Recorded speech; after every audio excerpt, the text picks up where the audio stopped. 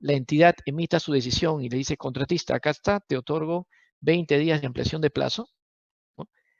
Al día siguiente de esa decisión, al día siguiente el contratista válidamente bien tiene su derecho para reclamar hasta la liquidación, su valorización de mayores costos directos y gastos generales variables. El contratista podría renunciar sin coacción y libremente a ese derecho ya adquirido, podría renunciar y emitir una carta de renuncia válidamente.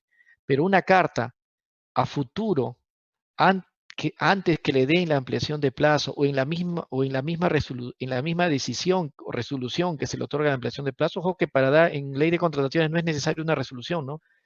Basta una decisión, una carta notificando la ampliación de plazo y en ese mismo documento indicar que el contratista ha renunciado, no es válida según las opiniones del OCE. Acuérdense que las opiniones del OCE son vinculantes para los funcionarios públicos, ¿no?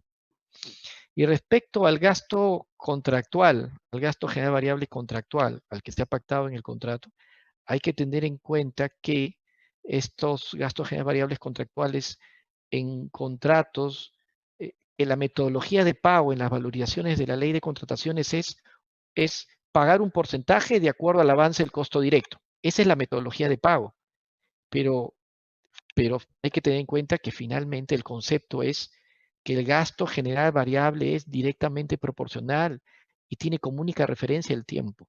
Si un contratista hace una oferta para una obra cuyo gasto general variable es 1.000.000 de soles para 8 meses, ya han pasado los 8 meses, independientemente de la modalidad de pago, de la forma de pago, que es un porcentaje del costo directo, que podría ser menor por alguna circunstancia.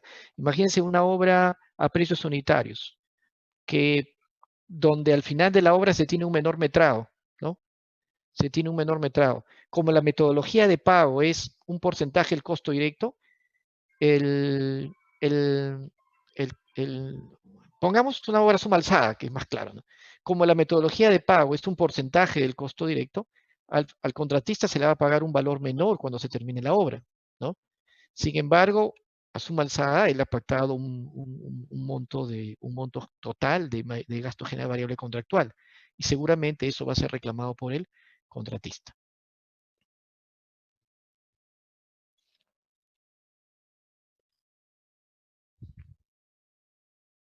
A ver, tenemos otra consulta, ingeniero, que nos trae José Luis Sebastián Guillén. Dice, buenas tardes. ¿Los contratos FIDIC se pueden aplicar en todas las obras públicas? ¿Y qué requisitos debería de cumplir para suscribirlo? Los contratos que se aplican en el Perú que están relacionados al FIDIC son los contratos de préstamo relacionados a la banca multilateral, ¿no? Todos los contratos que tienen prestatario el BID impone, vas a usar este contrato y un convenio es más, o sea que el contrato es mucho más grande por cierto, tiene cláusulas especiales, tiene cláusulas generales, ¿no? Como las que estamos viendo, pero aparte de eso tiene un marco general del préstamo. Todo eso está relacionado todo eso forma parte, todo eso es el contrato, ¿sí? Y acuérdense, la ley de contrataciones tiene su ámbito de aplicación. Toda obra que se hace con recursos del erario nacional se aplica la ley de contrataciones con el Estado. Punto. Los contratos FIDIC son una excepción cuando tienen un marco de préstamo o tienen un convenio especial. Cada vez que hay un préstamo, no se aplica la ley de contrataciones, sino se aplica las reglas del prestatario. Hay excepciones, como los convenios país a país que está firmando Perú, ¿no? Bueno, que hace poco anunció el presidente Vizcarra respecto a que se ha otorgado la buena pro a Inglaterra, ¿no? Y que van a usar, no contratos FIDIC, van a usar unos contratos colaborativos que son los New Engineer Contract, ¿no? Donde van a convocar para que un project manager gane la ejecución de la obra. Muchas gracias, ingeniero. Tenemos algunas consultas adicionales. Aquí hay una pregunta de Katy Cárdenas. Dice, muy buenas tardes. Para los contratos con préstamo internacional, cuando el plazo contractual ya terminó, y está en proceso de recepción de obra, la cual fue interrumpida por la pandemia, ¿es posible la ampliación de plazo extraordinario por los costos obtenidos por el contratista por la paralización? Bueno, estamos hablando de la Directiva 05-2020, tiene aplicación para las obras que se han firmado con el reglamento de la Ley de Contrataciones del Estado, también para reconstrucción con cambios, pero no lo expresa así para estos contratos para estos contratos prestatarios, ¿no? Para los contratos FIDIC, no los expresa. Entonces, sin embargo, estos contratos tienen sus propias cláusulas, ¿no? Tienen sus propias cláusulas y tienen vida propia. Y requieren sí de un componente muy especial, la debida notificación, ¿no? La advertencia anticipada. Si el contratista ha actuado diligentemente, ha leído bien su contrato, ha notificado dentro del plazo este evento que sucedió, ha considerado que este evento tiene efectos compensables, ocasiona desviaciones compensables, desviaciones excusables, las ha podido estimar, ¿no? Las puede estimar, va a poder presentar su reclamo válidamente al gerente de obra dentro de ese marco, de ese contrato, y va a poder, claro que tiene que acreditar que, primero uno, que no hay culpa concurrente, ¿no? Él ha hecho todo, ha ejercido su deber colaboración, ha mitigado el daño, ¿no? Mitigación de daño, ha mitigado el daño todo lo posible para que para que este efecto sea lo menos posible. Entonces, esas variables considera el contrato para que el contratista pueda reclamar, ¿no? Su evento compensable, las variaciones que sean necesarias dentro del marco del propio contrato. Y creo que el marco del propio contrato permite calcular estas desviaciones, ¿no? Claro que entiendo que es posible hacer un paralelo con la directiva 05, ¿no? Es posible hacer un paralelo y tenerla en cuenta como referencia, ¿no? Tenerla en cuenta como referencia. La directiva 05 establece un reconocimiento de costos para la etapa de paralización. Entiendo que el contratista que ha hecho este contrato también va a sufrir esa misma etapa de paralización ocasionada por el Decreto Nacional de Emergencia. Tiene un recorrido esta paralización hasta cuando el contratista le diga, ya estoy listo para removilizarme, adecuar los campamentos, ¿no? Sumado a algunos efectos, que hay algunas zonas donde previamente el personal tiene que estar 15 días en cuarentena y luego empezar, ¿no? Y también va a ser afectado por los costos COVID, porque el protocolo que ha dado transportes se va a aplicar también a su obra. Y el efecto del protocolo es el que modifica las condiciones, el efecto COVID, digamos, es el que modifica las ejecuciones, la forma de ejecutar la obra. Si el protocolo de transportes dice, ¿no? La mascarilla, tanto vivienda como transporte, dice, la mascarilla se debe usar en forma obligatoria y permanente durante los frentes de trabajo. Obviamente el contratista verá cómo cuantifica de hecho. Hay partidas que usan mascarilla, que ya usaban mascarilla, hay partidas que no usaban mascarilla y que tienen bastante movimiento, hay partidas que no usan mascarilla y tienen poco movimiento. El contratista verificará si en estas partidas que tienen bastante movimiento, ¿no? Por ejemplo, excavación, manuales, no estoy hablando, de repente en carreteras este efecto es mucho menor, ¿no? Pero, por ejemplo, excavación de zanjas manual, entiendo que el uso de la mascarilla, el acomodo, va a causar una disminución del rendimiento. Asemejo esto con las obras donde hay partidas con menos oxígeno en altura o trabajo en profundidad, y se puede establecer algún mecanismo, ¿no? Y nosotros estábamos planteando la regla de los mínimos, ¿no? Es posible que, si bien la regla de los mínimos, el efecto máximo es por cada 10 minutos se pierde un minuto de trabajo por oxígeno, entre 60 minutos, un minuto. En una hora tendremos una pérdida de 48 minutos, por ejemplo, ¿no? Podemos sumar otros conceptos, por ejemplo, según el protocolo, y esto debe estar en concordancia con el plan de trabajo del contratista, cada vez que un contratista estornuda, ¿no? Tiene que ir a lavarse las manos, ¿no? Tomarle la temperatura y ahí aprovechar, si es que lo indica el plan de seguridad del contratista, para cambiarle de mascarilla, ¿no? Por ejemplo, ¿no? Entonces, si este lapso, el evento es 2 veces al día, 6 minutos, consideramos que cada evento son 12 minutos, 48 minutos más 12 son una hora.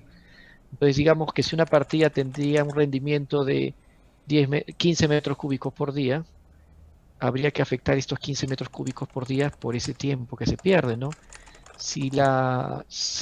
El horario de trabajo, a veces es 10 horas, digamos que sean 8 horas, ¿no? Sería 15 por 8 entre 8 era antes, ahora sería 7 entre 8, ¿no? 8 menos 1 entre 8, ¿no? Entonces sería 13.33 metros cúbicos por día. Ya el rendimiento bajó, no mucho, pero bajó.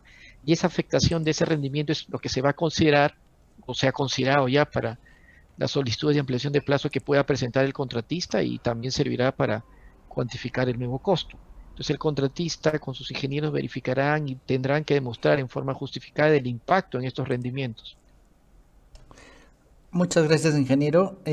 Aquí tenemos otra pregunta de Leiter Talledo. Dice, en un contrato a suma alzada, la ampliación excepcional de plazo presentada por la empresa contratista mediante el cual está solicitando como gastos generales variables la cantidad de días a ampliar por el gasto general diario, sin acreditar sus gastos. El suscrito, en calidad de funcionario, ¿en base a qué normativa les debe objetar estos mayores gastos generales sin acreditarse? Muy bien. Primero, Economía y Finanzas ya publicó en sus respuestas, preguntas posibles, la labor del funcionario. Una respuesta que ha dado y que está publicada en la página de Economía y Finanzas es que eh, su decisión no requiere la opinión del supervisor. La directiva tampoco no contiene una participación del supervisor para su decisión, o sea, es propia, no necesita. Si existe la opinión del supervisor, es una recomendación, no vinculante para la decisión del funcionario. En esta etapa está el funcionario solo, más o menos es la, ¿no? Para absolver estas.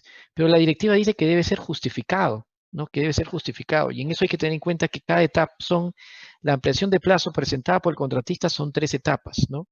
La primera etapa es la de paralización y el contratista puede acreditar mayores costos directos y GGB, ¿no? Y el funcionario es responsable de verificar, ¿no? Si en esa etapa de emergencia realizó pagos a su residente, gastos generales, el contratista acreditará los pagos que ha realizado. Hay otro problema sobre el costo de posesión de maquinaria. Si el contratista acredita que la maquinaria estuvo en obra y ha hecho constataciones, eh, el costo de hora muerta, el costo de posesión y o el costo de mantenimiento de esos equipos puede ser justificado. Eh, eh, Puede ser, hay contratistas, y conozco contratistas que en esta etapa, acuérdense que la declaratoria en emergencia nacional inicialmente se dio con continuidad de pago. ¿Qué quiere decir? Que hay algunos contratistas que han pagado por una etapa antes de entrar en suspensión perfecta, han pagado a sus trabajadores obrero, o sea, ¿no? Ese sería costo directo, inclusive se da la paradoja que hay una parte de esta paralización que hay unos contratistas que han pagado personal obrero, entonces van a solicitar su reembolso. Pero después hay otra etapa, que es la etapa desde que termina la declaratoria de emergencia nacional hasta donde se firma el acuerdo de inicio de movilización, acondicionamiento, ¿no? Y esto puede ser, el hito para iniciar la removilización es cuando la entidad otorgue la ampliación de plazo, salvo que el contratista haya aceptado hacerlo antes, la removilización. Esa es otra etapa de paralización que también se va a considerar. O sea, es una segunda etapa, donde el contratista va a acreditar sus costos de movilización de mano de obra, adecuación de campamentos, de acuerdo al tamaño de la obra. Y el funcionario público va a tener que verificar, como dice la palabra, que esto esté justificado, ¿no? ¿Cuánta mascarilla va a usar para esta etapa? Un ejemplo, ¿no? Los costos de movilización con los recibos adecuados del personal. Acuérdense que esto se realiza de acuerdo al protocolo. En el protocolo de vivienda y de transportes indican que las camionetas doble cabina solo pueden llevar 2 personas, por ejemplo, el chofer y uno más, no pueden ir más. Entonces va a tener que acomodarse al protocolo. ¿Por qué es importante acomodarse al protocolo? Porque solo el protocolo va a justificar que cuando hay un evento biológico durante la ejecución de la obra que impide la continuidad por enfermedad, no se le impute al contratista, entonces va a tener que cumplir. Igual, esa es una etapa. Y la más complicada, me parece, es acreditar no un nuevo plazo de ejecución, sino es el mayor plazo que el contratista tendría por el efecto COVID. Si a un contratista le faltaban 5 días para terminar la obra, lo que va a pedir por la etapa de paralización simplemente es como un reembolso de plazo que ya pasó. Por la etapa de removilización es cuánto me voy a demorar en removilizar. Y por la etapa de ejecución es cuánto más plazo necesito por el efecto COVID. No es un nuevo plazo, digamos, no es un nuevo plazo para el nuevo saldo, sino es una ampliación de plazo. No es una ampliación de plazo. Lo que sí está mezclado son los costos. Por ejemplo, el costo de mascarilla sí es para todo el plazo de ejecución que me voy a usar, que voy a necesitar, ¿no? Más la ampliación. Pero en sí ese efecto COVID es solamente por la ampliación de plazo, del más plazo que se necesitaría por por el efecto COVID, por la disminución de rendimientos del protocolo. Pero más allá, si le quedaban al contratista 5 días para ejecutar, tendrá los 5 días más la ampliación de plazo por la etapa de ejecución. Obviamente se le va a reembolsar el plazo que ya pasó por la paralización de emergencia nacional y por el plazo, y agregando el plazo de movilización.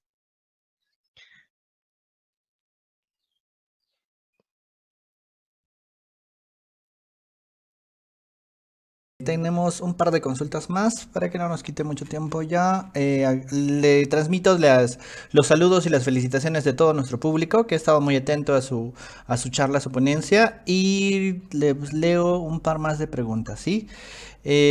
Carlos Sotomayor pregunta, ¿no? Si el contratista ejecuta, por ejemplo, 2 metros más de ancho de una vía asfaltada, pero en ciertos tramos se trata como mayor metrado o adicional. Creo que por ahí va la pregunta. Bueno, no le entiendo bien la pregunta, pero podría decir, las definiciones en el reglamento definen bien qué es prestación adicional, qué es mayor metrado, ¿cierto? La prestación adicional responde a un cambio de diseño y esa frase también está en el glosario de la ley, ¿no? Es que lo que hay que verificar, ¿no? La prestación adicional es aquello que no está en el expediente técnico, ¿no? Cuando no está en el expediente técnico, no está en los metrados, ¿no? En el presupuesto, no está no está en las especificaciones técnicas y tampoco está en los planos. Eso es prestación adicional y que es necesario para el cumplimiento, pero que responde a un cambio de diseño de lo que se va a ejecutar, ¿no? El mayor metrado es sobre una partida ya existente. Entonces, sobre lo que él indica en particular, pueden haber circunstancias que eso signifique un cambio de diseño y puede haber circunstancias que eso sea un mayor metrado. Hay que definirlo al detalle respecto a cuál es la situación específica de lo que se quiere hacer. Pero en el glosario del reglamento establece que es el cambio de diseño, ¿no? Hay que tener eso en consideración. Muchas gracias, ingeniero. César Aika tiene otra pregunta, dice. Si está por iniciar el proceso de selección, luego de haberse realizado la expresión de interés en la ley 30556, ¿debe antes realizarse la actualización del expediente en cuanto a normas COVID para el trabajo en obra? Llámese menor número de trabajadores, implementación de vestuarios, de acuerdo a los protocolos. Bueno, la verdad, no he captado bien la pregunta, pero entiendo que él se refiere a la etapa de ejecución de obra por el efecto COVID, ¿no? A ver, voy a situarme. Vamos a suponer que el contratista ha hecho todo lo posible para cuantificar el mayor plazo. Ojo que hay una visión ahí. No es un nuevo plazo para ejecutar el saldo de obra. Es un mayor plazo que se le otorga, así como una ampliación de plazo en la ley general, ley de contrataciones con el Estado, cuando hay una disrupción, un efecto. Entonces, la disrupción es el efecto COVID. ¿Y qué es lo que hace que yo voy a demorar más el plazo que me queda? Me quedaban 20 días por ejecutar la obra, pero ¿por qué no voy a hacer eso en 20 días? ¿Por qué lo voy a hacer más? Porque ahora me dicen que la obra la voy a hacer estrictamente en base a un protocolo. Mi plan de seguridad asimila un protocolo, ya sea de vivienda o transportes, el que corresponda. Y esa ejecución del protocolo es la que modifica mi forma de actuar. Si ese protocolo se relaja, los rendimientos van a cambiar. Imagínense que un contratista implementa el protocolo y presenta sus costos porque está ejecutando la obra en base a un protocolo. Su obra es de vivienda, ¿no? sobre obras de vivienda y puede encontrar partidas afectadas por el cambio de mascarilla y registro, porque algo afecta, partidas afectadas por el uso de mascarilla, hay partidas que no usaban mascarilla y que tienen bastante movimiento, hay partidas afectadas por el distanciamiento, en viviendas, en transportes, será al final, en obras de arte puede ser, ¿no? De repente no, dependiendo de la característica de esa obra. Pero en vivienda sí podemos encontrar de repente partidas que se afectan por el distanciamiento. Entonces, esos tres conceptos podrían afectar y disminuir el rendimiento, ¿no? Hice un ejemplo, ¿no? Vamos a suponer que la falta de oxígeno y acomodo en una partida que tiene bastante movimiento hace, en toda esa partida, que es partida crítica, hace que la obra se haga en 48 minutos menos, ¿no? Perder los mínimos, ¿no? Otra que tiene menos movimiento, pero también afecta el uso de la mascarilla, tomo uno de 5, ¿no? La pérdida de trabajo, ¿no? Este concepto que afecta a un quinto o un décimo, ¿no? Entonces ya no perderé 48 minutos, sino 24 minutos, con el ejemplo que di inicialmente. Entonces puedo encontrar la afectación. Al final multiplico el rendimiento de esa partida, digamos, 10 metros cúbicos por 7 entre 8. Se perdió una hora. En vez de 8 entre 8, 7 entre 8. 8 menos 1 entre 7. Tengo un nuevo rendimiento, 9 metros cúbicos por día. Con ese nuevo rendimiento tengo más, calculo un plazo, que le resto el plazo inicial. No sé cuánto es el mayor plazo que necesito para terminar por este efecto COVID. Puedo calcular también el mayor costo, ¿no? Y el otro problema es cómo lo voy a valorizar, ¿no? Realmente todas las ampliaciones de plazo tienen una problemática, ¿no? La directiva expresa que una vez que yo cuantifique, y el funcionario también tiene esa problemática, que una vez que cuantifique el mayor costo directo, el mayor GGB, ¿cómo lo va a cobrar el contratista? ¿Cómo va a presentar su valorización? Habla de la presentación de una valorización, pero no indica cómo se va a hacer esa valorización. Hay dos opiniones que he visto al respecto. Algunos opinan que puede ser una valorización junta, unificada, de mayores costos directo y GGB. Otros indican, no, se va a valorizar así. Vamos a valorizar como siempre se valorizaba y los efectos COVID van a ir en una valorización separada, con mayor costo directo y GGB como reembolsables, ¿no? Por separado. Bueno, entre las dos visiones hay una diferencia, ¿no? Bien grande. Que en la primera visión, cuando yo coloco en un solo presupuesto costos directos de la obra original y costos directos adicionales, automáticamente se le va a aplicar utilidad. Y en la segunda visión, cuando yo presente la valorización de siempre, que siempre presentaba, y presento otra valorización de costo directo y GGB, la estoy presentando como reembolsos de mayores costos directo y GGB. Como en el reglamento, cuando se da una ampliación de plazo, el efecto económico es reembolso de costos directos y gastos generales, ¿no? Esas son las dos visiones que hay para valorizar. Pero el reglamento no indica, la directiva 05 habla de valorizar, pero no indica cómo se va a valorizar. Verifiquen bien eso, el reglamento no te da el procedimiento y te dice cómo se va a valorizar. Te dice, las valorizaciones se harán como el reglamento principal, ¿no? Tendrás 5 días para aprobar la valorización terminado el mes y la entidad te pagará fin de mes de tu valorización. Se entiende que es una valorización del COVID. Se entiende que podría ser una valorización separada y el contrato principal se sigue valorizando. O otra visión es todo junto, ¿no? Generé nuevos precios unitarios con COVID, una valorización junto. Pero la diferencia entre una y otra es que en uno se va a aplicar utilidad y en otra no. Muchas gracias, ingeniero. Y ahora sí, la última consulta de esta tarde, a cargo de Camilo Izarra Abad, dice: si la entidad no aprueba el presupuesto del plan de vigilancia remitido por el contratista, ¿este podrá ir a una conciliación o a una junta de resolución de disputas o un arbitraje?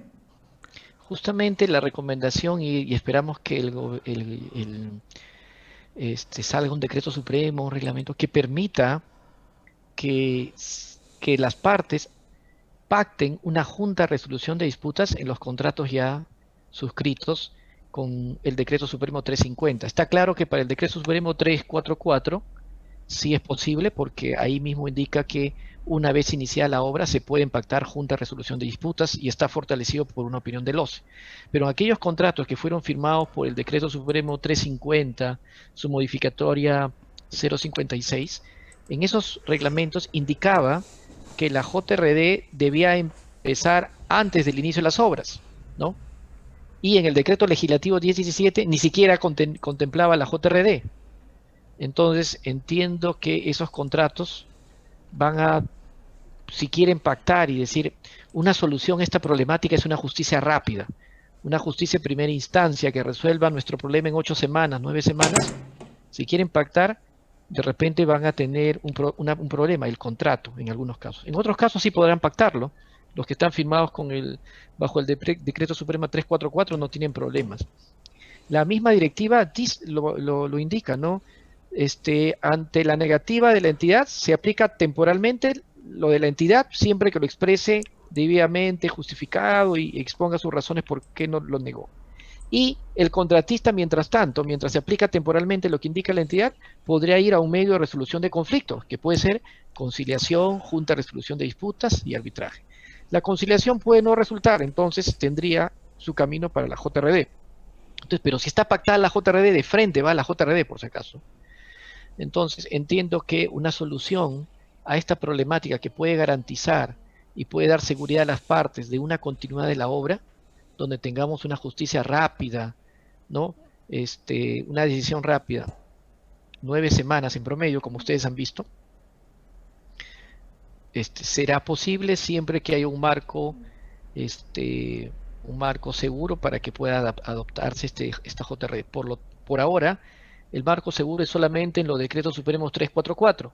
En los contratos más antiguos, o en el decreto legislativo 1017 tendrá que salir una modificación, ¿no? Un decreto supremo que permita la inclusión de la Junta de Resolución de Disputas. Y yo personalmente pienso que la inclusión de un medio de resolución de conflictos rápido, ¿no?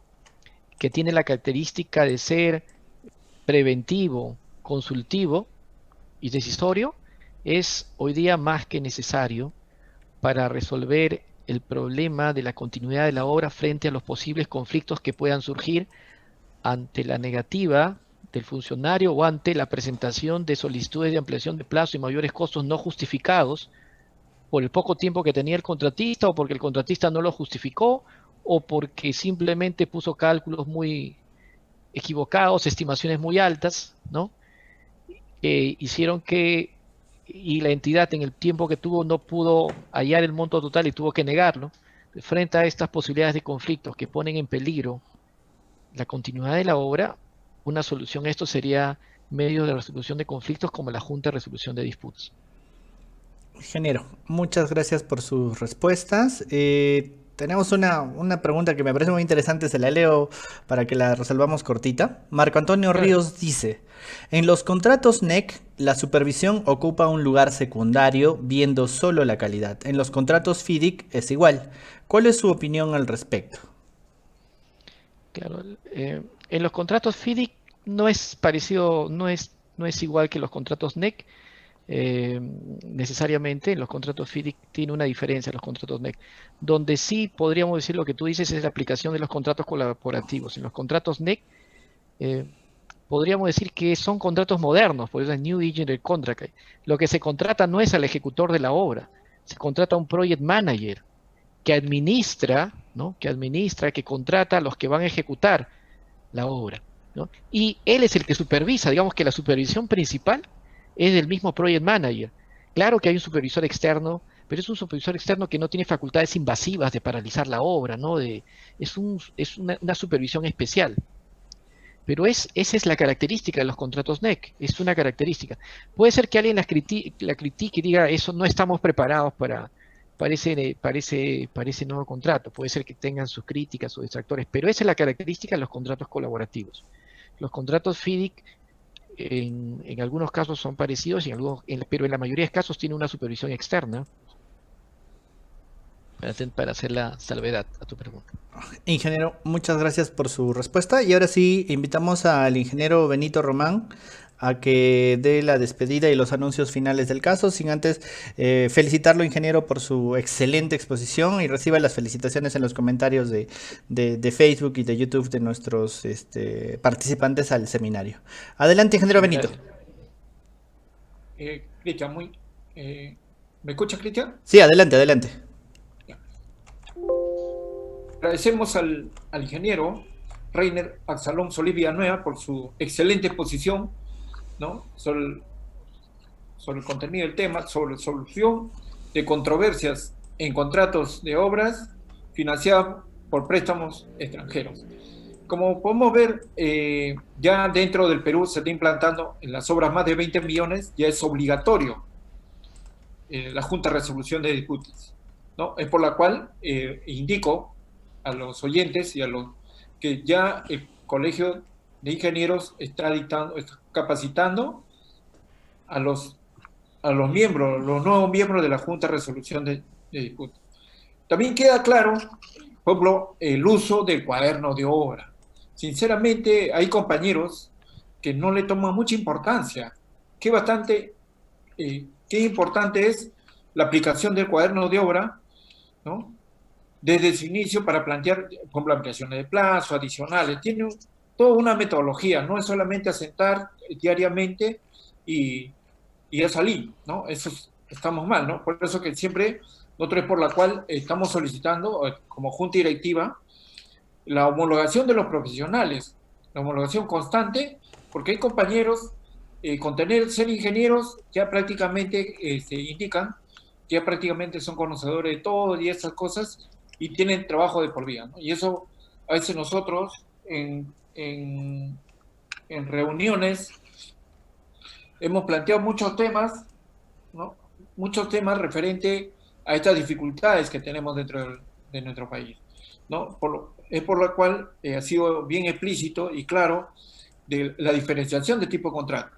La vez pasada tuvimos una exposición de unos hospitales y un compañero puso un comentario: estamos en el Perú, y acá el contrato FIE empieza del año 1913. Entonces, ya que estamos hablando, más de 100 años, ¿no? Entonces, ¿qué estamos esperando? Que nos implanten acá, como dicen, y nosotros, señor, ya es momento. He tenido la suerte de trabajar en una empresa privada y prácticamente nosotros, los profesionales peruanos, no tenemos nada que envidiar y tenemos todo el potencial para poder seguir desarrollando y demostrar al mundo entero de qué tan capaces somos nosotros, ¿no? Entonces, de antemano, un agradecimiento especial al ingeniero de la Junta Directiva de Capítulos Civiles de la Departamental Lima. Como ustedes ven, venimos preocupándonos porque en el ámbito, por ejemplo, ya saben, en todos los aspectos. Por ejemplo, como ya vemos, ahora en este año también ya se está implantando el BIM. También hemos incursionado ya en algunos cursos, metodología, todas estas cosas. Efectivamente, dentro de la Junta de Resolución de Disputas ya se aplican estos sistemas, prácticamente ya están los planos post-construcción ASBIN, ya prácticamente ya son aplicando la metodología ASBIN. Entonces hay que tener bastante en consideración nosotros y capacitarnos constantemente para poder salir adelante y estar a la salvaguardia de cualquier otra cosa. Agradezco y reitero a los participantes que en esta semana tenemos una reunión del capítulo para ver otros temas y para ver la certificación sobre las personas que vienen siguiendo los seminarios o los cursos vía este medio.